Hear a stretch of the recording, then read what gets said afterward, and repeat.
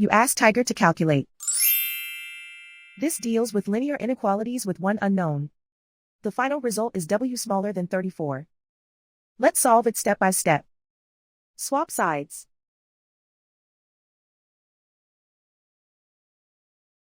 Group all constants on the right side of the inequality. Add 15 to both sides.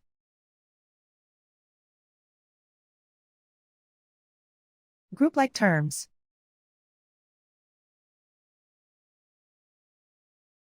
Simplify the arithmetic.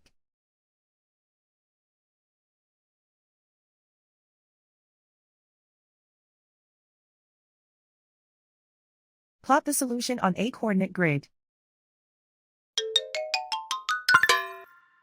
And so the final result is w smaller than 34.